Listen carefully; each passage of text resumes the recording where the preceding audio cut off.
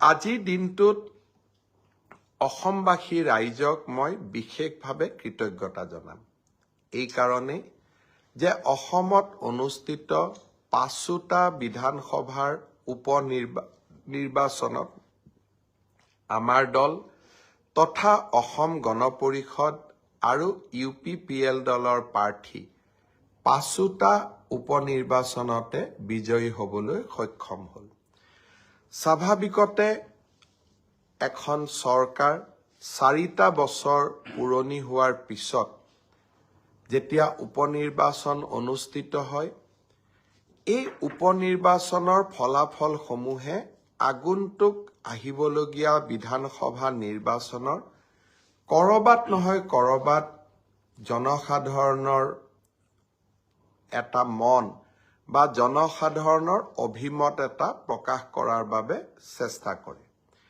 সেয়েহে নিৰ্বাচনলৈ এটা বছৰ থকা ৰাজ্যবিলাকত সাধাৰণতে শাসকীয় দলে 100% আসনত বিজয়ী নহয়, যদিহে সেই প্ৰদেশখনৰ ৰাইজে পৰিৱৰ্তন বিচাৰে।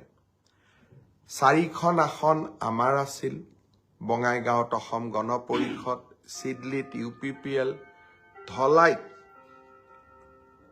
ভাৰতীয় জনতা পাৰ্টি, বিহালীত ভাৰতীয় জনতা পাৰ্টি। 100% আমি বিজয়ী হ'বলৈ সক্ষম হলো। ইয়াৰ লগতে অসমৰ ৰাইজে আমাক 100%ৰ ওপৰত এক প্ৰকাৰ এটা প্ৰিমিয়াম দিলে। প্ৰিমিয়াম হ'ল চামুগুৰি সমষ্টি। আমি সকলোৱে জানো যে চামুগুৰি সমষ্টি যিটো ডেমোগ্ৰাফি বা জনসংখ্যাৰ যিটো গাঁথনি, সেই জনসংখ্যাৰ গাঁথনিটোত 65% সংখ্যালঘু লোকে তাত বসবাস কৰে।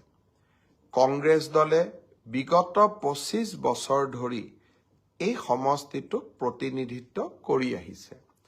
যোৱা লোকসভাৰ নিৰ্বাচনতো এই সমষ্টিটোৰ পৰা লোকসভাৰ সাংসদ হিচাপে প্ৰদ্যুৎ বৰদলৈ ডাঙৰীয়াই যথেষ্ট সংখ্যক ভোটত লিড ল'বলৈ সক্ষম হৈছিল। সেয়েহে নিৰ্বাচনৰ প্ৰাৰম্ভণিতে মোক কোনোবা সাংবাদিকে সুধিলে যে উপনিৰ্বাচনত আপোনালোকে কেইটা চিটত জিকিব, মই 4টা চিটত জিকিম বুলি উল্লেখ কৰিছিলোঁ। কাৰণ চামুগুৰি সমষ্টি আমি জিকা সহজসাধ্য নাছিলে। মই গৌৰৱ অনুভৱ কৰোঁ যে ভাৰতীয় জনতা পাৰ্টিৰ কাৰ্যকৰ্তাসকলে অক্লান্ত প্ৰচেষ্টাৰে চামুগুৰি সমষ্টিত আমাৰ দলৰ প্ৰাৰ্থী ডিপ্লু ৰঞ্জন শৰ্মাক বিপুল ভোটত বিজয়ী কৰে। চামুগুৰিৰ বিজয়ে অসমৰ ৰাজনীতিলৈ এটা বহু ডাঙৰ পৰিৱৰ্তন কঢ়িয়াই আনিব। কংগ্ৰেছ দলৰ ৰাজনীতি আছিলে এপিজমেণ্ট, অৰ্থাৎ কোনোবা এটা জনগোষ্ঠীৰ প্ৰতি বিশেষ মৰম আৰু তাৰ ফলত সংখ্যাগৰিষ্ঠ জনসাধাৰণক অৱমাননা। ভাৰতীয় জনতা পাৰ্টিৰ নীতি হ'ল appeasement to none, justice to all, অৰ্থাৎ আমি সকলোকে ন্যায় প্ৰদান কৰিম, কিন্তু কাকোৱেই আমি ভোট বেংকৰ দৰে ব্যৱহাৰ নকৰোঁ। আৰু সেই ধৰণে অসমৰ সংখ্যালঘু জনতাৰ মাজত আমি সোমাবলৈ চেষ্টা কৰিছিলোঁ যে, আৰু আমি স্পষ্টভাৱে ৰাইজক কৈছিলোঁ যে appeasement to none but justice to all, সবকে সাথ সবকে বিকাশ।